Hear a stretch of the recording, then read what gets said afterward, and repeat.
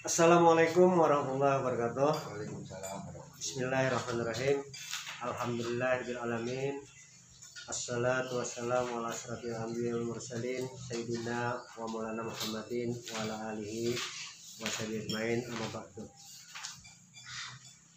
Yang saya hormati rekan guru saya Pak Dr. Andes Didi Abadi.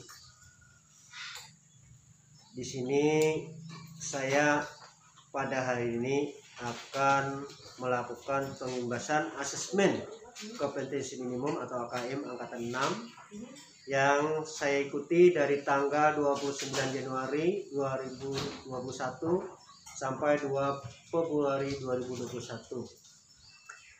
Perkenalkan, nama saya Humaydi Istidi, guru ISDIN 2 Bukit Baru, Kecamatan Satui, Kabupaten Tanah Kumbu.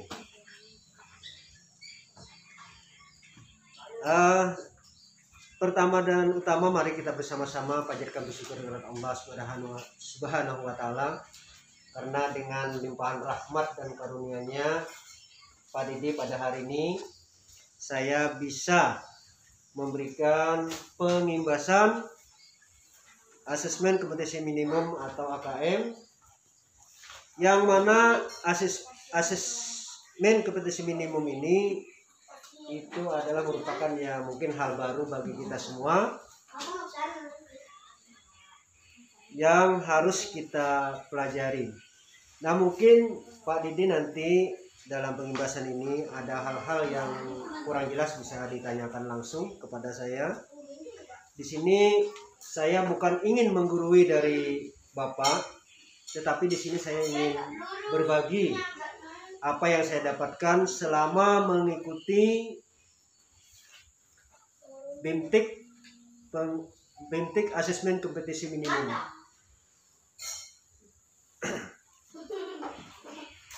Asesmen kompetensi minimum atau yang disingkat dengan AKM, menurut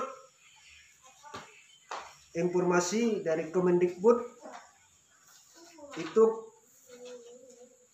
AKM akan menggantikan ujian nasional sebagai memetakan atau mengevaluasi mutu sistem dengan asesmen kompetensi minimum tadi.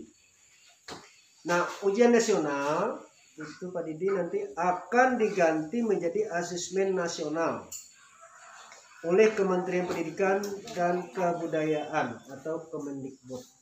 Nah, jadi nanti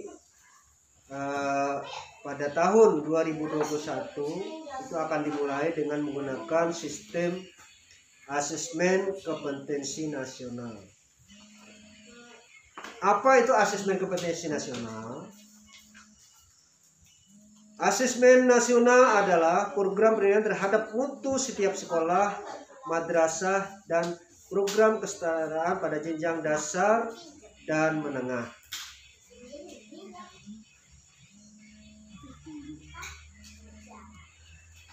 Mutu suatu pendidikan dinilai berdasarkan hasil belajar murid yang mendasar, yaitu literasi, numerasi, dan karakter.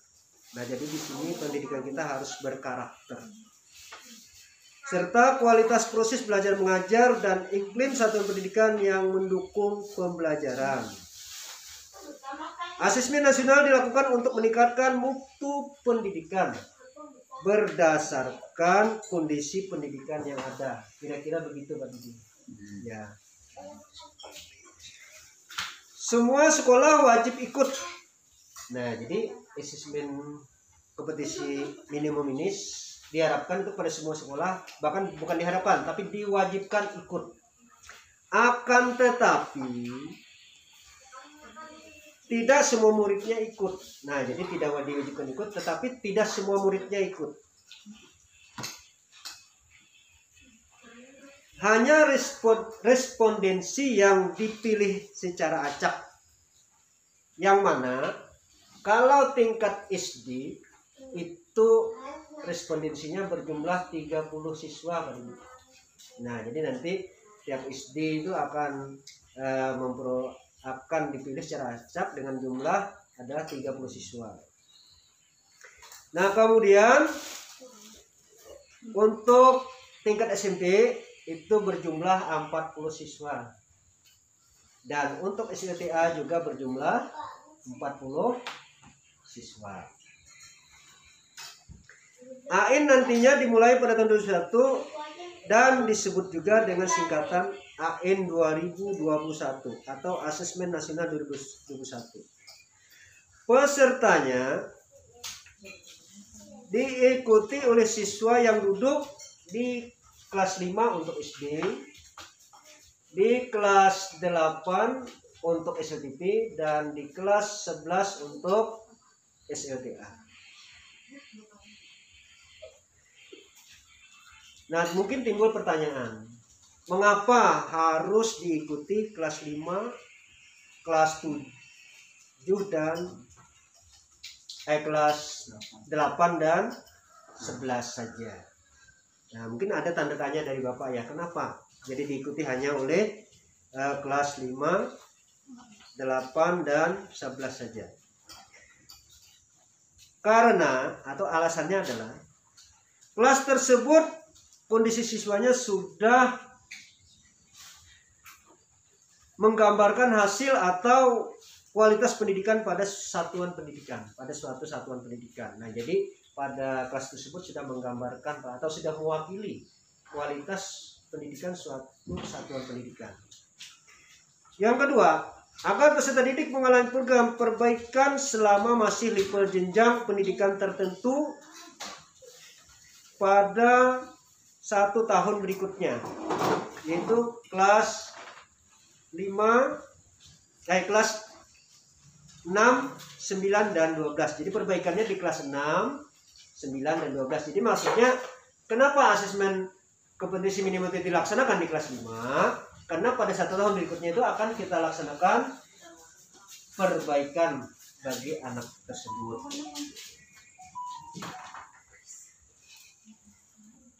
Posisi asesmen adalah pengganti ujian nasional dalam posisi sebagai alat untuk pemetaan kualitas pendidikan, tetapi tidak menggantikan UN sebagai alat untuk mengukur keberhasilan pendidikan setiap siswa.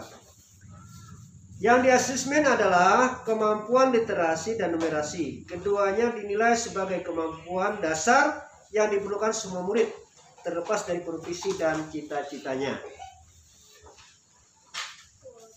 di masa depan. Literasi fokus pada kemampuan membaca dan numerasi fokus pada kemampuan berpikir logis dan sistematis. Nah, jadi di dalam asesmen itu ada namanya literasi dan numerasi.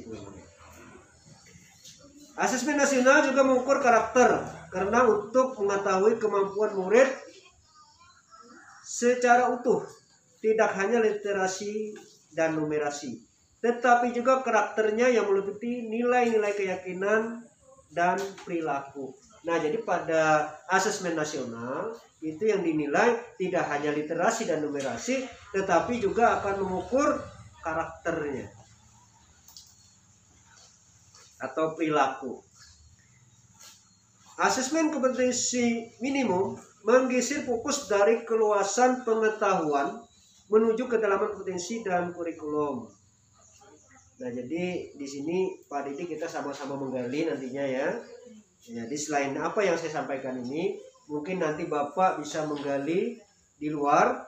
Nah, nanti kita sama-sama sharing. Jadi apa yang mungkin kelebihan saya sampaikan, apa kekurangan yang saya sampaikan, mungkin bisa Bapak melengkapinya nanti. Jadi kita sama-sama saja atau sharing saja Pak Didi.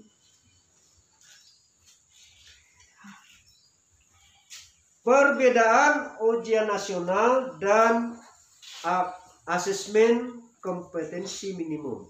Perbedaannya adalah, nah ini Pak Didi perlu diperhatikan ya, ada perbedaan yang mendasar. Perbedaan yang pertama itu pada jenjang. Kalau ujian nasional itu dimulai dari SLTP, SLTA sederajat. Sedangkan AKM atau asisten kompetensi minimum itu dimulai dari sekolah dasar sampai dengan menengah pertama dan menengah atas. Kemudian levelnya, perbedaan pada level. Kalau ujian nasional itu kelas terakhir atau kelas 6, 9, dan 12. Sedangkan AKM itu kelas 5, 8, dan 11. Kemudian pesertanya. Pesertanya kalau ujian nasional itu seluruh siswa di kelas terakhir. Sedangkan AKM itu pesertanya hanya sampel atau respondensi yang mewakili tadi. Kemudian model soal, kalau ujian nasional itu hanya pilihan ganda dan isian. Akan tetapi pada AKM, Pak Didik, itu ada pilihan ganda, menjodohkan, isian singkat ditambah dengan uraian. Nah, jadi pada AKM soal akan lebih lengkap dan lebih padat ya. Waktu pelaksanaan, nah ini untuk ujian nasional itu diselenggarakan 4 hari, sedangkan AKM hanya dilaksanakan 2 hari Pak Di ya. Nah kemudian model pelaksanaan, model pelaksanaannya kalau ujian nasional itu masih semi online, sedangkan pada AKM pelaksanaannya sudah full online. Nah jadi sudah full online.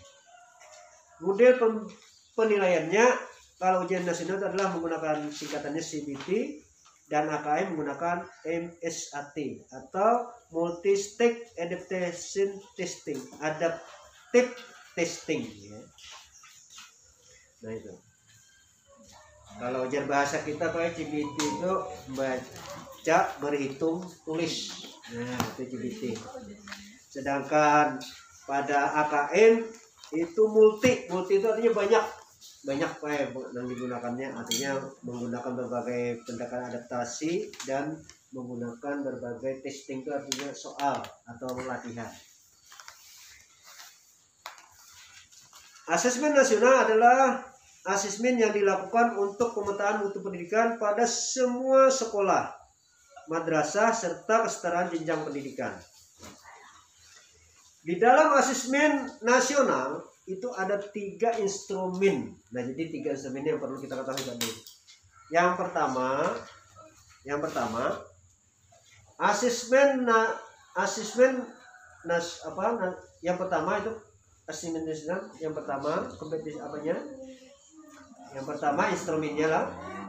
Yang pertama adalah AKM atau asesmen kompetensi minimum untuk mengukur literasi dan numerasi. Nah, jadi AKM itu gunanya untuk apa? Tujuannya apa? Jadi tujuannya adalah untuk mengukur literasi dan numerasi. Sedangkan yang kedua adalah survei karakter. Tujuannya apa, Pak? Tujuannya adalah untuk mengukur sikap, nilai, keyakinan, dan kebiasaan. Dan yang ketiga adalah survei lingkungan belajar. Yang tujuannya adalah untuk mengukur kualitas input dan proses pembelajaran. Nah, jadi itu sudah jelas ya, Pak ya. Kemudian apa yang dimaksud dengan minimum dalam AKM? Nah, karena tadi kan dikatakan dalam AKM itu kan asesmen kompetensi minimum. Apa yang dimaksud minimum di situ? Nah, yang dimaksud minimum di situ adalah yaitu literasi dan numerasi esensial yang secara berkelanjutan diperlukan oleh murid dalam belajar dan diperlukan secara produktif dalam kehidupan sehari-hari. Itulah yang dimaksud dengan minimum pada literasi tadi. Apa komponen dari literasi dan numerasi? A. Komponen literasi dan numerasi adalah konteks, proses, kognisi, dan konteks. Kemudian konten literasi, teks, informasi, dan sastra, itu kontennya. Kemudian konten numerasi itu adalah aljabar, geometri, pengukuran data, dan ketidakpastian. Nah, jadi di sini penjabaran dari literasi dan numerasi tadi Pak itu isinya. Proses kognitif literasi itu menemukan interpretasi dan integrasi, evaluasi, refleksi, dan informasi. Sedangkan proses kognitif numerasi itu adalah pemahaman, penerapan, dan penalaran. Ya.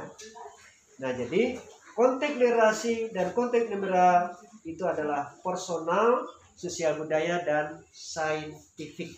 Nah, itu. Ya.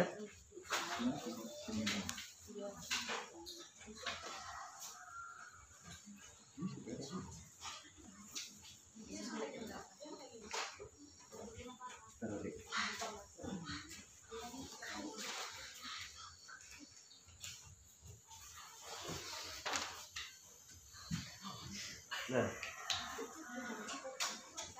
kita melangkah kepada yang hampir di akhir ini Pak Di ya. Ya, di ya. Asesmen kompetensi minimum itu adalah dilakukan untuk mengukur literasi membaca dan numerasi matematika murid. Apa yang dimaksud dengan literasi membaca? Literasi membaca diartikan sebagai kemampuan untuk memahami, menggunakan, mengevaluasi, merefleksi berbagai jenis teks tertulis untuk mengembangkan kepastian individu sebagai warga negara Indonesia dan warga dunia, dan untuk dapat kontribusi secara produktif kepada masyarakat. Apa yang dimaksud dengan literasi numeral? Nah, jadi kadang-kadang kita hanya bisa menyebutkan apa itu numeral. Nah, literasi, apa yang dimaksud dengan literasi dan numerasi? Numerasi adalah kemampuan berpikir menggunakan konsep, prosedur, fakta, dan alat matematika untuk menyelesaikan masalah sehari-hari. Nah, jadi itu Pak. Nah, jadi kemudian kita lanjut, apa itu survei karakter? Jadi kita nanti di dalam AKM itu kan ada tadi namanya karakter ya. Jadi kita harus tahu karakter di sini itu apa. Survei karakter adalah konsep tes mendapatkan informasi mengenai hasil belajar dan segi sosial emosional yang mencakup sikap, nilai, keyakinan, serta kecenderungan perilaku murid. Sebab sekolah bukan hanya mengajarkan kecerdasan kognitif, tapi juga sosial emosional. Nah, jadi sekolah tidak hanya mengajarkan kecerdasan pengetahuannya saja, tetapi sekolah juga akan mengajarkan emosionalnya, yaitu berupa sikap dan perilakunya dalam kehidupan sehari-hari. Nah, komponen survei karakter adalah, jadi ada komponennya atau bagiannya. Hasil belajar emosional yang mengacu pada profil pelajar Pancasila yang berwawasan global, yang bisa diurai menjadi intak dan akhlak mulia. Nah, berkebinekaan, bergotong royong, bernalar kritis, mandiri, dan kreatif.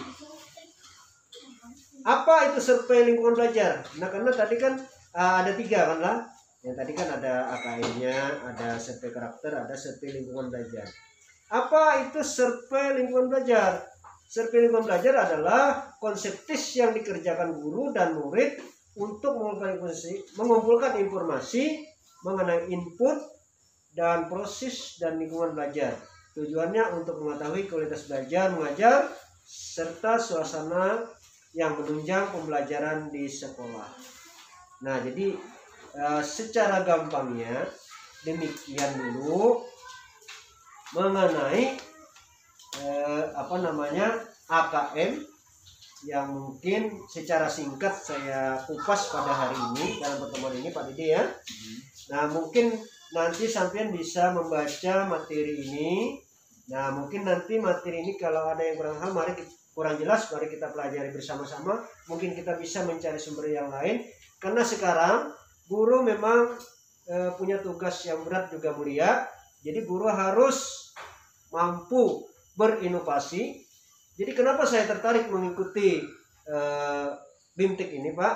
Ini karena memang sesuatu pengetahuan yang baru, yang mana kita harus mengikuti arus dari perkembangan zaman. Kenapa? Karena zaman terus berubah. Nah, dulu saya masih ingat, sewaktu saya masih duduk di SPG atau SUTA tahun 1984, 87, itu kami tidak mengenal yang namanya handphone dan komputer. Nah, tetapi di era sekarang, di era abad 21, Anak-anak SD saja sudah mengenal handphone dan mahir, bahkan tidak hanya mengenal, mereka mahir menggunakannya. Dan juga mereka sudah mengenal komputer secara sederhana. Nah, jadi sungguh jauh bedanya dengan zaman kita dulu. Jadi guru di zaman sekarang memang sudah tantangannya semakin berat ke depan dalam rangka meningkatkan mutu pendidikan kita, dalam rangka mencerdaskan anak kita agar mampu menghadapi nanti tantangan mereka di masa yang akan datang. Nah, kira-kira begitu yang bisa saya sampaikan, Pak Didi. Mungkin di lain waktu dan hari nanti atau ada kesempatan kita sama-sama sharing nanti, sama-sama belajar untuk lebih mendalami tentang materi AKM ini. Karena memang AKM ini kalau dilihat dari cara pembuat teknik ini mestinya masih banyak Pak materinya. Itu ada teknik pembuatan soal nanti yang mengandung yang soal secara literasi dan numerasi itu bagaimana ya. Itu ada levelnya, ada level 1, 2 dan level 3. Nah, itu nanti. Nah, namun karena ini berhubung waktu, mungkin hanya sekian yang bisa saya sampaikan. Mohon maaf bila ada kekurangan. Saya Iri, wabillahi taufiq wal hidayah. Assalamualaikum warahmatullahi wabarakatuh.